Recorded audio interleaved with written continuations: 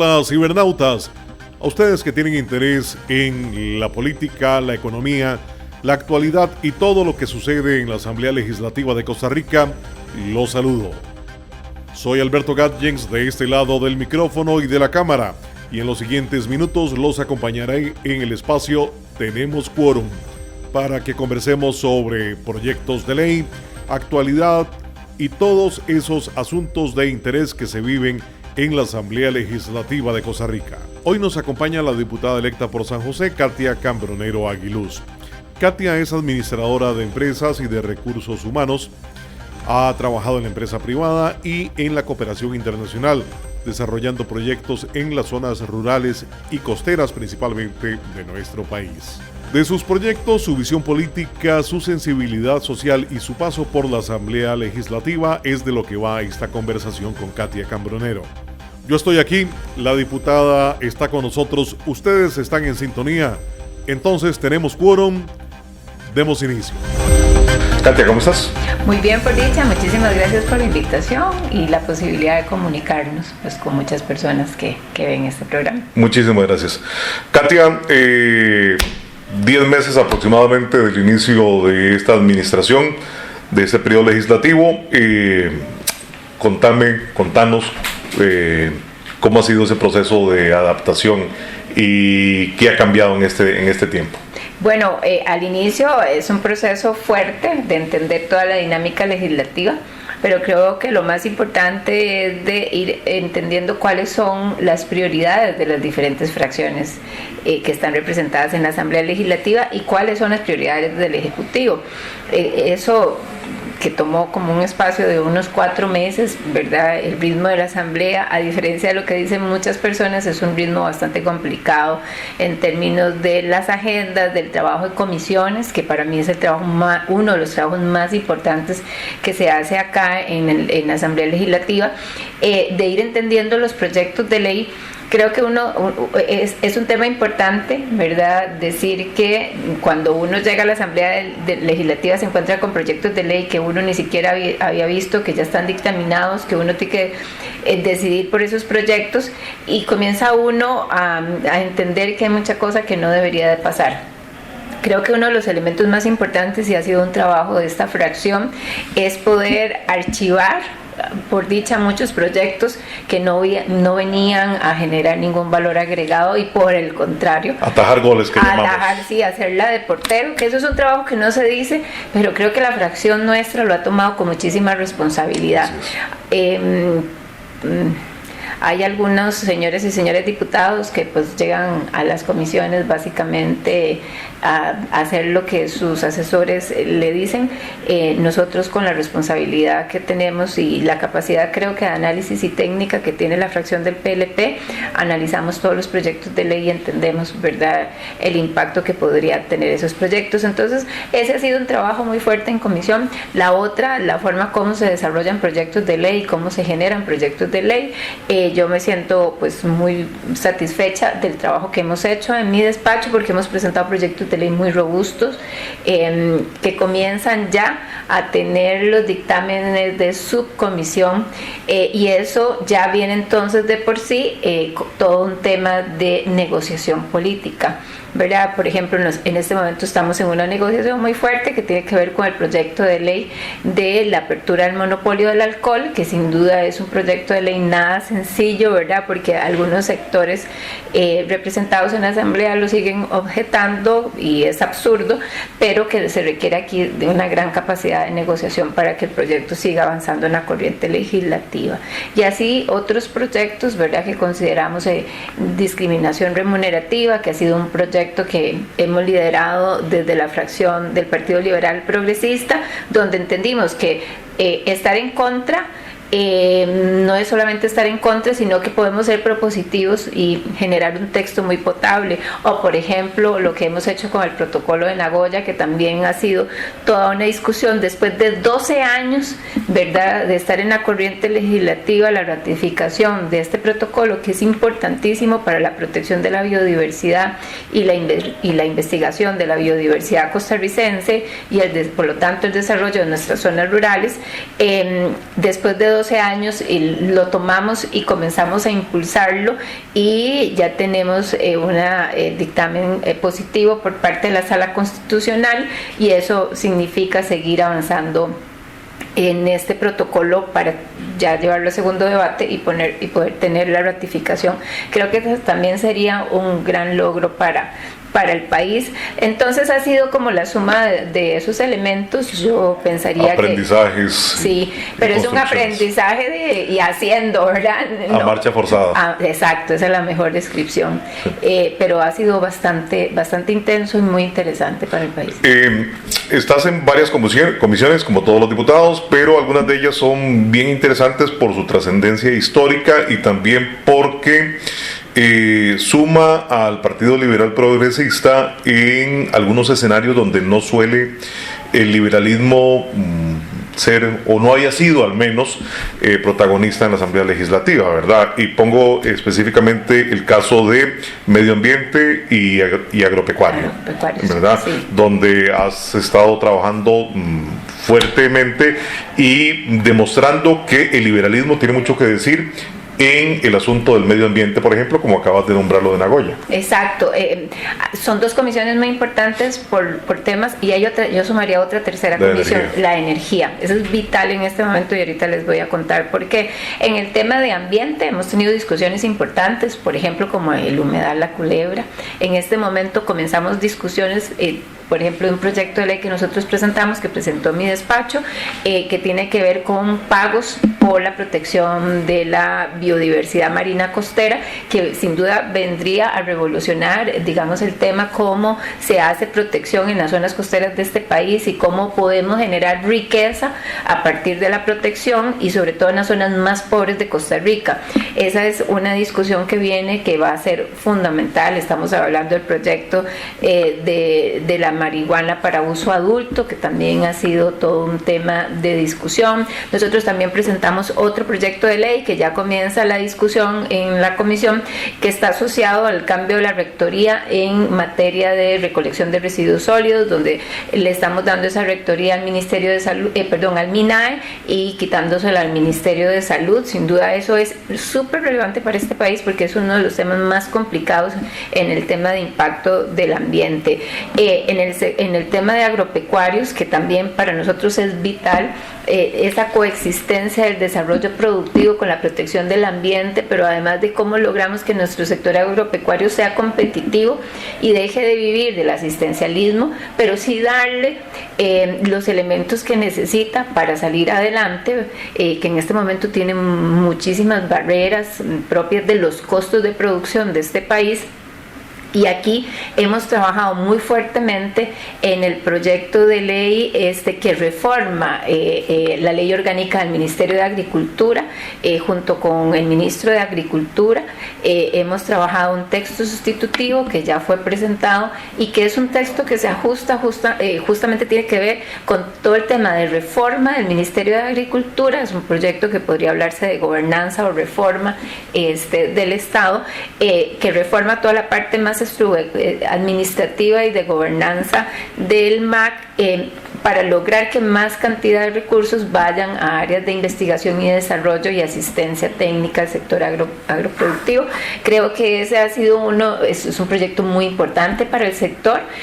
Lo hemos trabajado muy conscientemente, y aquí he de reconocer que hemos tenido muchísimo el apoyo del señor ministro Carvajal, que ha tenido la posibilidad de acoger las observaciones nuestras y generar un texto sustitutivo con además todas las observaciones de nuestros compañeros y compañeras diputadas de la comisión, y que creo que es un texto muy potable. Y aquí ya estamos hablando de reforma importante del sector agropecuario.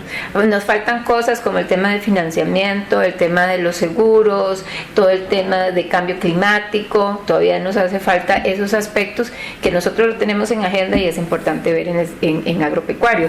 Y la otra comisión, que para este país va a ser relevante es la Comisión de Energía, donde ahí estamos trabajando el proyecto de ley de armonización del sistema eléctrico nacional, que básicamente lo que busca es, como bien dice el título, ¿verdad?, lograr tener esa ley marco que permita realmente mayor competencia en el mercado eléctrico nacional, tener y menos asimetrías. Exacto, tener entes que puedan de alguna forma intervenir en el mercado, darle a los participantes del sector privado mejores condiciones.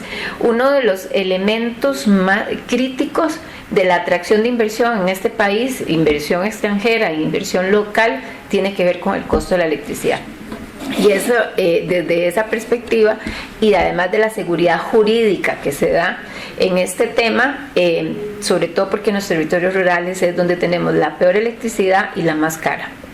Entonces, lo que se está buscando con este proyecto de ley realmente es tener las condiciones propicias para que los diferentes actores puedan ser más competitivos y realmente Costa Rica sea muchísimo más atractivo en materia de inversión, sobre todo, ¿verdad?, de la gran industria, bueno, y la industria local también, que se ve muy debilitada por los costos eléctricos que hay en este momento, y como bien lo decías, por esas asimetrías donde tenemos todavía monopolizado algunos temas por parte del Instituto Costarricense de Turismo, que debería de ser otro actor de electricidad, que debería de ser otro actor como todos los demás de mercado. Y eso ese, desde mi perspectiva, va a ser uno de los grandes proyectos de discusión durante este año de este país, sin duda, y aquí ojalá las personas puedan ir conociendo y llevarle el pulso a este proyecto de ley, porque vendría a traer muchísimos beneficios al sector productivo y también a las personas, ¿verdad? Aquí estamos hablando de cómo optimizar los recursos energéticos renovables de este país, cómo le damos más participación a más actores y de esa forma hacer muchísimo más competitivo la producción local, disminuyendo sus costos. ¿Cómo sentís que ha sido la recepción de tu participación de la ideología liberal en medio ambiente? Está claro por todo lo que acabas de decir que no somos un partido que busca la destrucción del medio ambiente, sino todo lo contrario, ¿verdad? Pero que sí tenemos una voz alternativa e ideas bastante claras en cuanto a esa armonía entre desarrollo y medio ambiente. ¿Cómo ha sido recibido? En principio la gente se extrañaba como una liberal hablaba de protección del ambiente, y es que tiene absolutamente toda la lógica que en la medida que nosotros protejamos el ambiente tenemos muchísimas más posibilidades de producción. Cuando nosotros hablamos, por ejemplo, de la protección del recurso marino costero, en la medida que nosotros logremos esa protección va a haber un desarrollo de la biomasa, o sea, de las especies que están ahí, y si hay un desarrollo de esas especies, entonces va a haber mayor posibilidad en el mediano plazo de captura, que eso va a significar, porque tenés más cantidad, ¿verdad?, de captura posible para los pescadores, y eso significa un desarrollo para los pescadores. Eso para dar un ejemplo de por qué cuando uno habla desde la perspectiva liberal de esa coexistencia entre los factores de producción y la protección del ambiente. Lo que no se vale es cuando usted quiere proteger un medio per se, sin que le importe si el resto de las personas que están cercanas a ese medio, ¿verdad?, tengan que comer o no, porque entonces usted lo que provoca es que el ser humano se vuelva un depredador, ¿verdad?, y case o comience a sacar oro de ahí, o a hacer actividades de cultivo ilegal o hacer perforaciones de pozo de manera ilegal. O sea, usted lo que hace y lo que provoca con algunas acciones excesivamente restrictivas es que la población se vuelva en contra del entorno. Pero cuando las poblaciones saben que el medio que tienen a su lado, en la medida que lo protejan, también pueden vivir de ese medio, creo que ese es el mejor círculo de desarrollo y de sostenibilidad que nosotros podemos tener. Costa Rica en algunos aspectos ha cometido un error con los territorios rurales y costeros, y es que es muy fácil desde la GAN tomar decisiones y decir no utilice esa zona o no haga esto, ¿verdad?, a esas zonas sin generarles otras actividades productivas, ¿verdad? Entonces condenas a ciertos territorios a la pobreza, y no hay nada peor y poco liberal que condenar a algunas poblaciones simplemente porque están en una zona determinada, porque tienen una condición determinada. Eso ha sido... hemos liderado de alguna forma algunas posiciones dentro de la misma comisión. A veces no es fácil, ¿verdad?, porque a veces no se entienden algunas posiciones ambientales que de largo plazo sí pueden producir resultados muy positivos, pero en el corto plazo usted piensa que esas acciones no van a ser tan positivas. Y sobre todo esto pasa por un tema de que también las personas sean muy conscientes de que los recursos se agotan. Entonces, que acciones de sostenibilidad, ¿verdad?, un uso apropiado de los sistemas productivos, que los sistemas productivos pueden ser absolutamente armonizados con el ambiente y con la protección de la biodiversidad, o con la protección de las fuentes de agua, o con la protección de los mares, o con minimizar el uso de agroquímicos, ¿verdad?, para que la tierra no se degrade tanto. O sea, el que logremos que las personas comiencen a entender eso, pero además para nosotros sí hay un tema importante: la generación de estímulos para esa protección sí nos puede permitir como país tener un desarrollo sostenible, y también que las personas, sostenible no solamente ambientalmente, sino estamos hablando sostenible económicamente para muchas comunidades que tienen una gran riqueza natural, pero que por restricciones que a veces no tienen ningún sentido, no se les ha permitido usarlos apropiadamente. Mencionabas las zonas marino-costeras, y yo sé que tienes experiencia y mucho compromiso desde antes debido a tu cercanía por proyectos de cooperación internacional con las zonas costeras, especialmente en el Golfo de Nicoya. Así es. Quisiera entonces preguntarte por un proyecto que ya adelantaste un poquito antes en esta conversación, que es el proyecto de incentivo para la protección de la biodiversidad marino-costera, expediente 23.555. Esto, como para poner un símil, equivale a lo que hace FONAFIFO, ¿verdad?, de otorgar un dinero a la gente que tiene bosque y lo conserva. Así es. Sí, este es un proyecto que surge de la experiencia de muchos años en trabajar con comunidades costeras y de las acciones de conservación que se hacen en nuestras costas, y no es reconocida en Costa Rica. Hay muchísimas asociaciones de pescadores y asociaciones de personas que viven en zonas costeras que hacen acciones de conservación, como por ejemplo recultivar manglar, o como por ejemplo hacer una protección de zonas marinas de pesca responsable, y eso genera una vigilancia para que no se usen artes de pesca invasivas o que arrastren los suelos marinos, o por ejemplo todo lo que es el monitoreo de especies marinas. O sea, hay mucha recolección de residuos sólidos, la protección de los pastos marinos. Hay muchas acciones en términos de la protección de nuestros océanos y de las costas, que ya hay algunas comunidades que ejecutan, pero que tienen que usar sus propios recursos para hacerlo. Entonces, el proyecto de ley lo que genera son incentivos, y aquí hay un tema importante. Lo que estamos haciendo es tomando un recurso que se da, que es un recurso cuando se determina la veda. La veda es el periodo en que los pescadores no pueden capturar en el mar, que sea por espacio de 6 meses. Lo que estamos proponiendo, y que es un dinero que no tiene como mucho control de ejecución, lo que estamos diciendo es que ese recurso de veda se utilice para pagarle a aquellos pescadores o personas de las costas que hagan acciones de protección. Sí, no es simple y sencillamente regalar el subsidio, no, sino intercambiarlo por algo. Esto es lo que tiene este proyecto de ley, que en realidad tiene muy claros los elementos en los cuales se puede trabajar, que impactan en la protección de la biodiversidad marino-costera, y que efectivamente si los grupos generan esas acciones, tienen un pago. o una compensación ambiental, que esto es muy similar a FONAFIFO, solo que FONAFIFO trabaja el tema forestal. En este caso lo que estaríamos haciendo es un apoyo a la zona marina costera nacional, y eso resultaría en mayores beneficios, pero además estamos creando un incentivo para que la gente realmente viva de la sostenibilidad.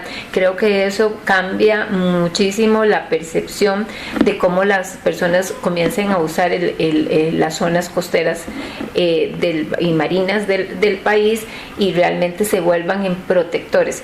Porque además en el largo plazo, como lo decía hace un rato, usted tiene un desarrollo de la biodiversidad y ellos van a tener ese aprovechamiento. Digamos, si usted tiene mayor cantidad de biomasa, va a poder capturar más y tiene más, digamos, que vender, y eso va a generar muchos más ingresos para la persona. Entonces, esa es la lógica, ¿verdad? Cómo generar ese desarrollo con la sostenibilidad. Y se empieza a terminar de alguna manera ese estado paternalista que nos regala todo a cambio de nada. Sí, esto es clarísimo, de cambiar un subsidio por un incentivo, que son cosas muy diferentes, ¿verdad? Un subsidio y me lo dan ahí porque ya determinaron que hay 6 meses de veda, no, pero entonces yo a usted sí le doy un incentivo por todas las acciones de protección que usted realiza en el medio marino costero, y eso sin duda para los pescadores, algunos grupos han tomado con muy buenos ojos el proyecto de ley y se sienten muy motivados de que efectivamente como país logremos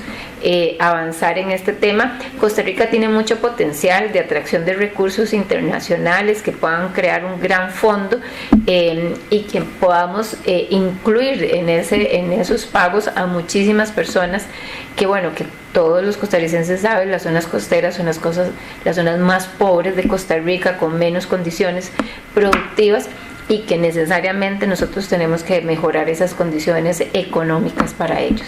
Ya que estamos en el mar, hablemos de otro proyecto que a mí me parece encantador, porque cuando uno se lo cuenta a la gente no puede creer que tengan esa realidad, que es el 23.358, desarrollo y construcción de embarcaderos vecinales. Ah, sí, esa es una... Hay que empezar explicándole a la gente que cómo se podrían imaginar la vida en la ciudad, en su pueblo, en su barrio, sin una parada de buses, ¿verdad? Entonces ahora imagínense la dificultad de los pobladores costeros que no tienen un pequeño embarcadero para subir y bajar de la lancha, para que es su equivalente a bus. De un lado a otro. Yo siempre cuento, bueno, ya usted sabe el cuento de Pitaya. Pitaya es una comunidad que está enclavada en una zona cañera, que por tierra ellos dependen administrativamente de Punta Arenas, que por tierra usted dura cerca de 2 horas en llegar a Punta Arenas, pero por bote duraría 15 minutos porque está frente al estero de Punta Arenas, pero eso les dice a ustedes la dimensión que es para los territorios costeros este proyecto de ley. Costa Rica tiene un gran potencial de desarrollo náutico que no ha podido ser porque tenemos leyes absolutamente restrictivas en materia de desarrollo de embarcaderos. Tenemos una ley, ¿verdad?, que es la ley de la CIMAT, que nos ayuda con muelles y con marinas, que tiene condiciones muy diferentes. Pero aquí, cuando estamos hablando de las necesidades de las comunidades en términos del transporte náutico, y vos lo decías muy bien, ¿verdad?, que no solamente se trata de... Yo puedo cruzar el Golfo de Nicoya y lo podría cruzar en 30 minutos versus 3 horas que duraría dando la vuelta, y simplemente porque la ley y los requisitos que se piden en este momento son imposibles de cumplir para las poblaciones costeras. Corregidme, para ponerlo en contexto, la ley de la CIMAT autoriza construir embarcaderos y marinas que valen millones de dólares. De millones de dólares. Ok, y los embarcaderos vecinales, que es lo que propone tu proyecto, no están permitidos. Exacto. ¿Verdad? Un embarcadero para que una lancha o un bote pequeño pueda subir y bajar la gente. Sí, Costa Rica tiene más de 25 años de no construir un embarcadero vecinal. Es realmente una locura. Y la gente tiene que subirse, mujeres embarazadas, niños, viejos, tirarse en pleno ahí, a orilla del mar. Usted tiene que la isla más grande de este país, que es la isla Chira, no tiene un embarcadero.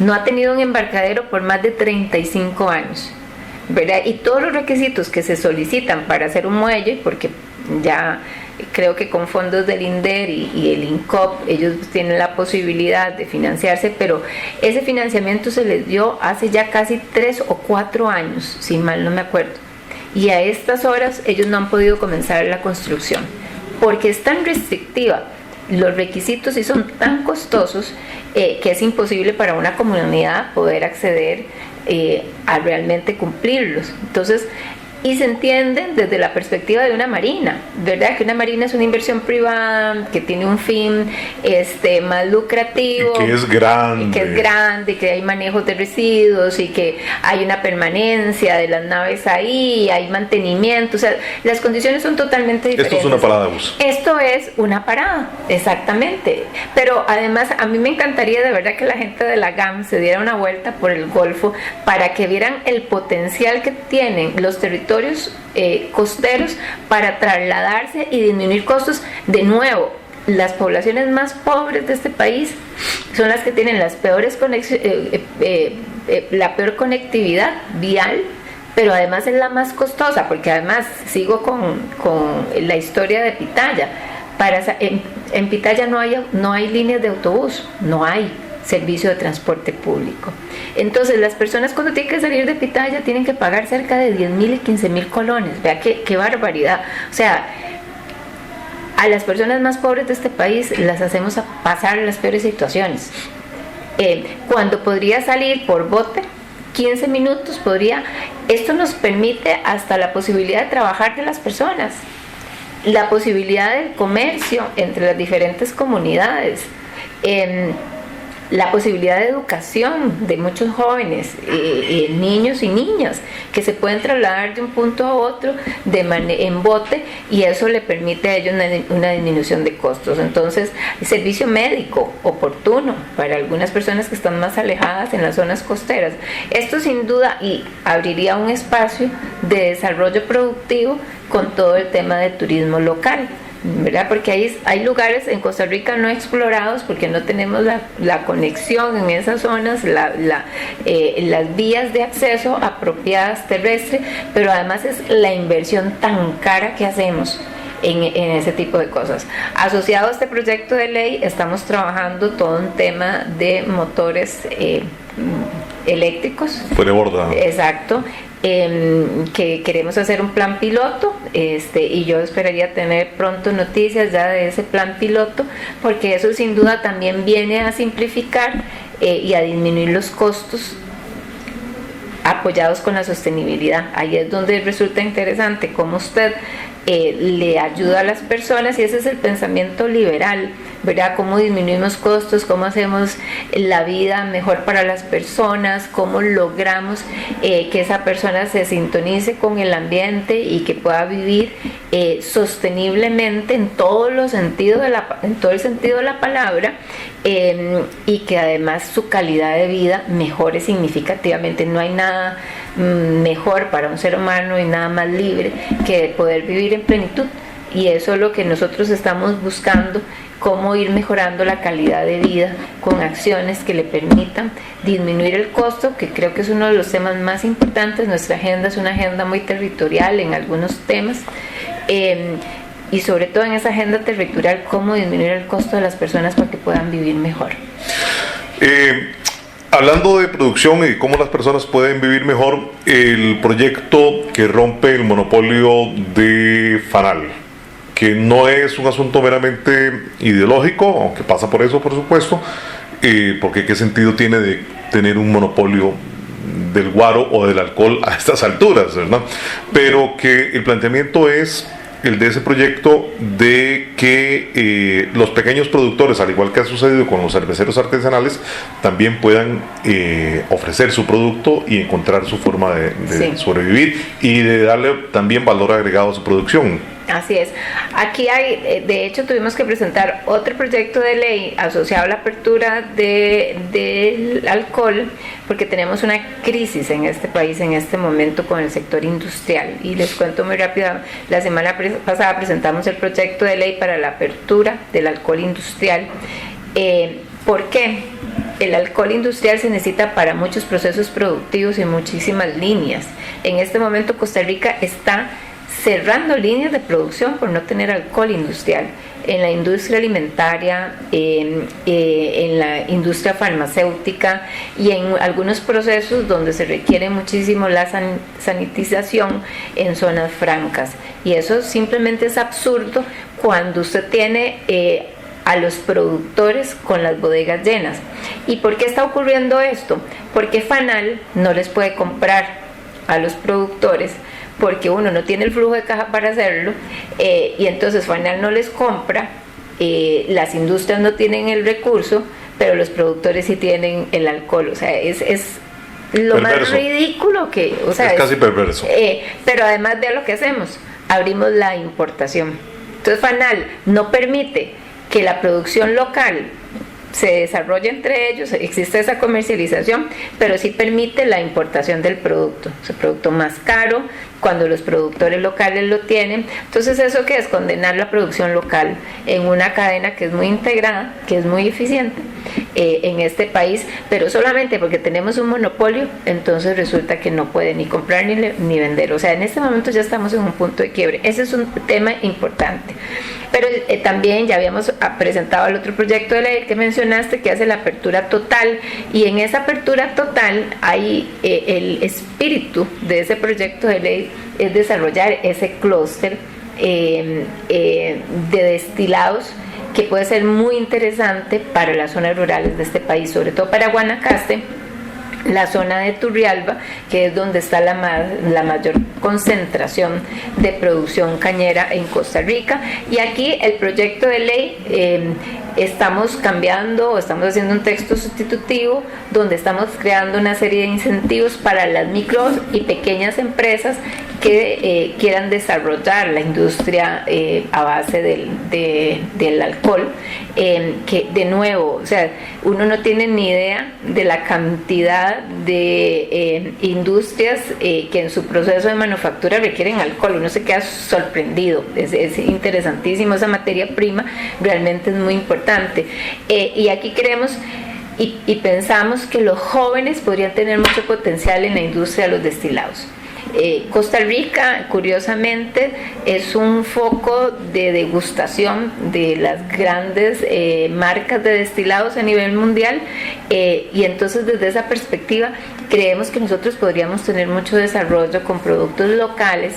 En Guanacaste, ¿cuántos destilados se hacen de forma de contrabando? Y en Grecia. En Turrialba, en todas estas zonas.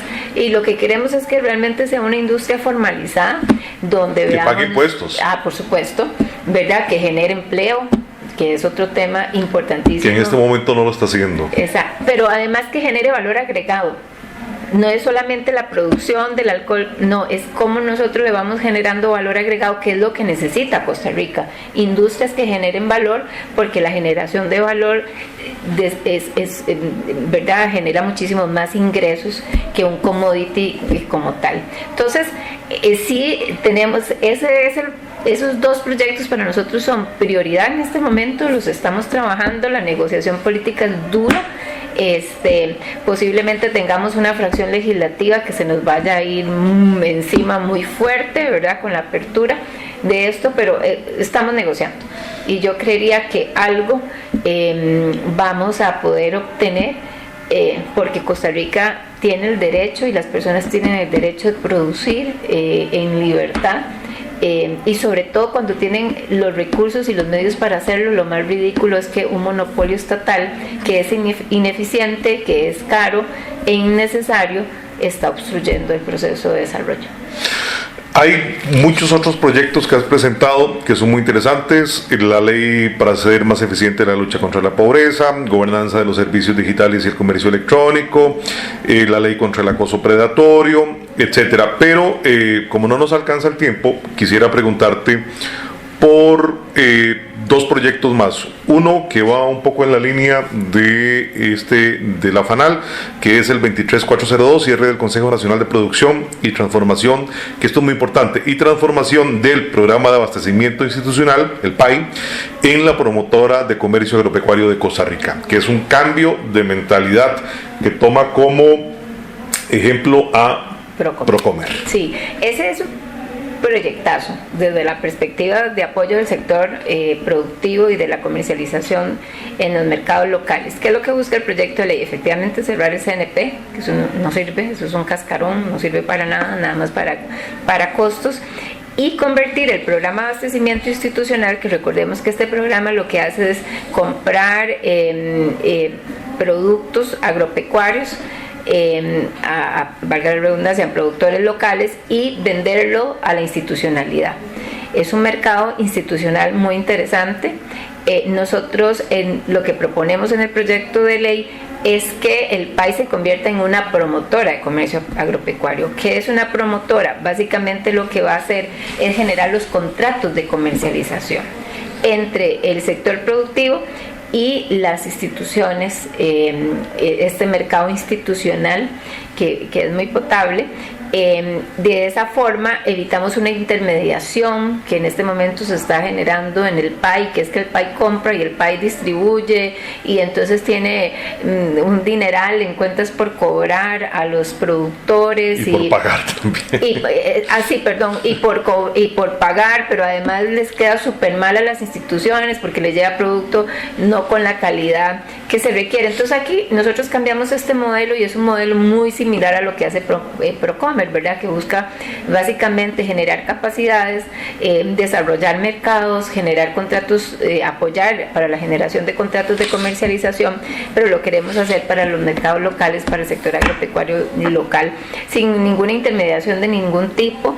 Básicamente es ese contrato y el productor y la institución se pondrán de acuerdo para las condiciones de pago y ya para hacer las transacciones, sin tener una institución que tenga que hacer algo que no hace bien y que es innecesario, y además con un costo de intermediación muy alto, ¿verdad? Que es un 10% de lo que compra el Estado. El otro proyecto del que te quiero preguntar, esto lo estamos grabando martes, lo presentaron ayer, es la declaratoria del colibrí como símbolo nacional de la fauna silvestre de Costa Rica, expediente 23.640.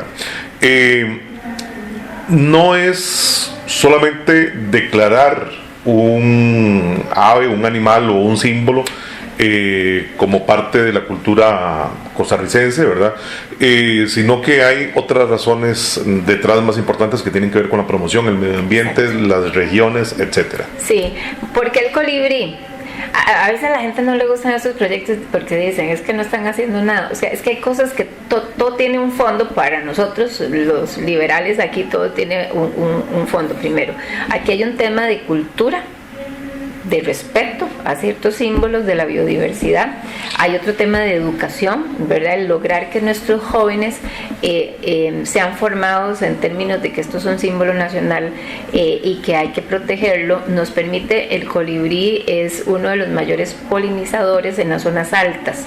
Eso significa que podríamos tener muchísima más protección de cuencas y podríamos tener muchísima más capacidad boscosa y de arbustos.